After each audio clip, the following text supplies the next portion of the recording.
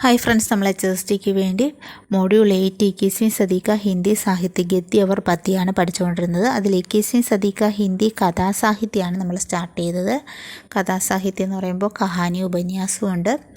അതിൽ മഹിളാ ലേഖികമാരായ ഗീതാഞ്ജലി ശ്രീ, കൃഷ്ണ സോപതി എന്നിവരെ കഴിഞ്ഞ 2 ക്ലാസ്സുകളിലായി നമ്മൾ നോക്കി. ആ ക്ലാസ്സുകൾ കാണാത്തവർക്ക് വേണ്ടി അതിൻ്റെ ലിങ്ക് കമൻറ്റ് ബോക്സിൽ കൊടുത്തേക്കാം.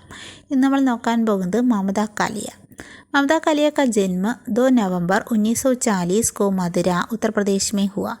മമത കാലിയ ജനിച്ചത് ഉത്തർപ്രദേശിലെ മധുരയിൽ 1940 നവംബർ 2-ാം തീയതി.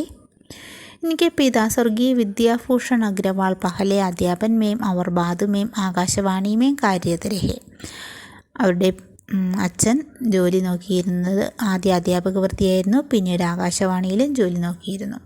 വേ ഹിന്ദി और अंग्रेजी സാഹിത്യ के വിദ്വാൻ थे. ഇംഗ്ലീഷും ഹിന്ദിയും വിദ്വാനായിരുന്നു അദ്ദേഹം. മമതാജിക്ക് ശിക്ഷ ദില്ലി, മുംബൈ, പുനെ, നാഗ്പൂർ और इंदौर में हुई. മമതാജി വിദ്യാഭ്യാസം നേടിയത് ദില്ലിയിലും മുംബൈയിലും പൂനെയിലും നാഗ്പൂരും ഇൻദോറും ഒക്കെ ആയിട്ടാണ്.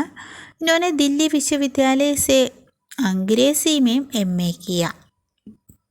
അവർ PG എടുത്തത് ഇംഗ്ലീഷിലാണ്, ഡൽഹി യൂണിവേഴ്സിറ്റിയിൽ നിന്ന്. പ്രഖ്യാത രചനാകാർ ശ്രീ രവീന്ദ്ര കാലിയ की पत्नी है. അവരുടെ ഭർത്താവ് പ്രസിദ്ധ എഴുത്തുകാരനായ രവീന്ദ്ര കാലിയാണ്. അധ്യാപൻ കാര്യം നോക്കാം. ദൗലത് റാം കോളേജ് ദില്ലി വിശ്വവിദ്യാലയമേ അംഗ്രേസി പ്രാധ്യാപിക രഹി. നമ്മൾ പറഞ്ഞു PG എടുത്തത് ഇംഗ്ലീഷിലാണ്, അപ്പോൾ ഇംഗ്ലീഷ് അധ്യാപികയായിരുന്നു ദൗലത് റാം കോളേജിൽ. ഡൽഹി യൂണിവേഴ്സിറ്റിയുടെ കീഴിലുള്ള ദൗലത് റാം കോളേജിൽ ഇംഗ്ലീഷ് അധ്യാപികയായിരുന്നു. SNDT മഹിളാ വിശ്വവിദ്യാലയം മുംബൈമേം അധ്യാപക കാര്യ. പിന്നീട് SNDC മഹിളാ വിശ്വവിദ്യാലയയിലും അധ്യാപികയായിരുന്നു മുംബൈയിലുള്ള. മഹിളാ സേവാ സദൻ ഡിഗ്രി കോളേജ് ഇലഹാബാദുമേം പ്രധാന ആചാര്യ രഹി. അവിടെ ഹെഡായിരുന്നു അവിടെ മഹിളാ സേവാ സദൻ ഡിഗ്രി കോളേജിൽ ഇലഹാബാദിൽ. പിന്നെ നിദേശകാര്യ പറയുകയാണെങ്കിൽ ഭാരതീയ ഭാഷാ പരിഷത്ത് കൽക്കത്താമേ നിദേശക് രഹി. സ്വതന്ത്ര ലേഖൻ കാര്യം എഴുത്തിലോട്ട് വരുമ്പോൾ വർത്തമാൻ മേം നയി ദില്ലി മേം രഹിക്കർ സ്വതന്ത്ര ലേഖൻ കർ രഹി ഹെ. ഇപ്പോഴവിടെ സെറ്റിൽ ചെയ്തേക്കുന്നത് ഡൽഹിയിലാണ്. ഡൽഹിയിൽ സെറ്റ് ചെയ്ത് ഇപ്പോഴും എഴുത്തിൽ ആക്റ്റീവായിട്ട് തുടരുന്ന ഒരു ലേഖികയാണ് മമത കാലിയ. രചനായി നമുക്ക് ഇമ്പോർട്ടൻ്റ് ആയിട്ട് നോക്കേണ്ടത് അവരുടെ രചനകളാണ്. ഫസ്റ്റ് കഹാനി സംഗ്രഹം നോക്കാം. ചുട്കാര, ഏക് ആദത് ഔരത്ത്, സീറ്റ് നമ്പർ ചഹ്, ഉസ്കാ യൗവൻ, ജാഞ്ച് അഫി ജാരി ഹെ, പ്രതിദിൻ, നിർമോഹി, തിയേറ്റർ റോഡ് കെ കൗവെ, 25 സാൽ കി ലഡ്കി. ഈ 9 കഹാനി സംഗ്രഹങ്ങളാണ് പ്രധാനമായിട്ട് മമത കാലിയയ്ക്കുള്ളത്. ഒരിക്കൽ കൂടി പറയാം. ചുട്കാര, ഏക് ആദത് ഔരത്ത്, സീറ്റ് നമ്പർ ചഹ്, ഉസ്കാ യൗവൻ, ജാഞ്ച് അഫി ജാരി ഹെ, പ്രതിദിൻ, നിർമോഹി, തിയേറ്റർ റോഡ് കെ കൗവെ, 25 സാൽ കി ലഡ്കി. ഉപന്യാസം ഇമ്പോർട്ടൻ്റ് ആണ്. ബേക്കർ, നരക് ദർ നരക്, പ്രേം കഹാനി, ലഡ്കിയ, ഏക് പത്നി കെ നോട്ട്സ്, ദൗഡ്, അന്ധേരെ കാ താല, ദുഃഖം സുഖം.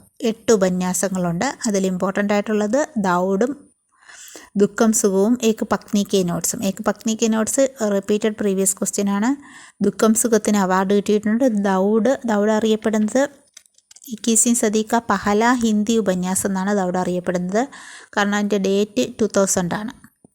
അപ്പോൾ നോട്ട് ചെയ്യുക. ഉപന്യാസങ്ങൾ ബേക്കർ, നരക് ദർ നരക്, പ്രേം കഹാനി, ലഡ്കിയാം, ഏക് പത്നി കെ നോട്ട്സ്, ദൗഡ്, അന്ധേരെ കാ താല, ദുഃഖം സുഖം. ഇനി അവർക്ക് കവിതാ സംഗ്രഹമുണ്ട്. ഖാണ്ടി, കരേലു ഔരത്ത്, കിത്തനെ പ്രശ്ന കരു. ഇത് 3 കവിതാ സംഗ്രഹമാണ്. നമ്മൾ കഥാസാഹിത്യമാണ് നോക്കുന്നത്, എന്നാലും അവിടെ എല്ലാ വിധങ്ങളും പറയുന്നുണ്ട്. ഏകാംഗി സംഗ്രഹ് യഹാം രഹിന മനാഹി, ആപ് ന ബദലേങ്കി. ഇത് 2 ഏകാംഗി സംഗ്രഹമാണ്. സംസ്മരണമുണ്ട്. കിത്തനെ ശഹരോമേം കിത്തനെ ബാർ. നമുക്ക് ഈ മോഡ്യൂളിൽ തന്നെ 8ാമത്തെ മോഡ്യൂളിൽ തന്നെ അന്യവിധായം നോക്കാനുണ്ട്. അപ്പോൾ അതുകൊണ്ട് സംസ്മരണം കൂടി നമുക്ക് നോട്ട് ചെയ്ത് പോകാം. അനുവാദമുണ്ട്. മാനവതാ കെ ബന്ധൻ, അത് ഉപന്യാസം സോമർസെറ്റ് മോമിൻ്റെ ഉപന്യാസിൻ്റെ അനുവാദമാണ് മാനവതാ കെ ബന്ധൻ. പുരസ്കാരങ്ങൾ.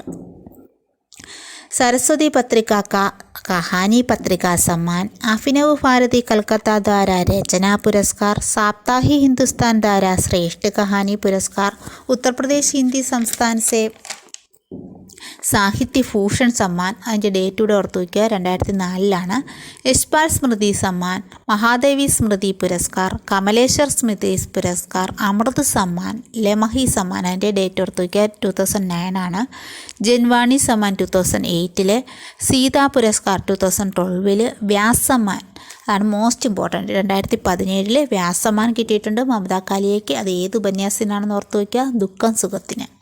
അപ്പോൾ ഒന്നുകൂടെ പറയാം സമ്മാനങ്ങൾ: സരസ്വതി പത്രിക കാ കഹാനി പത്രിക സമ്മാൻ, അഭിനവ് ഭാരതി കൽക്കത്ത ദ്വാര രചനാ പുരസ്കാർ, സാപ്താഹിക് ഹിന്ദുസ്ഥാൻ ദ്വാര ശ്രേഷ്ഠ കഹാനി പുരസ്കാർ, ഉത്തർപ്രദേശ് ഹിന്ദി സംസ്ഥാൻ സെ സാഹിത്യ ഭൂഷൺ സമ്മാൻ 2004, യശ്പാൽ സ്മൃതി സമ്മാൻ, മഹാദേവി സ്മൃതി പുരസ്കാർ, കമലേശ്വർ സ്മൃതി പുരസ്കാർ, അമൃത് സമ്മാൻ, ലമഹി സമ്മാൻ 2009, ജൻവാണി സമ്മാൻ 2008, സീതാ പുരസ്കാർ 2012, വ്യാസ് സമ്മാൻ 2017, ഉപന്യാസ ദുഃഖം സുഖം കേലിയ.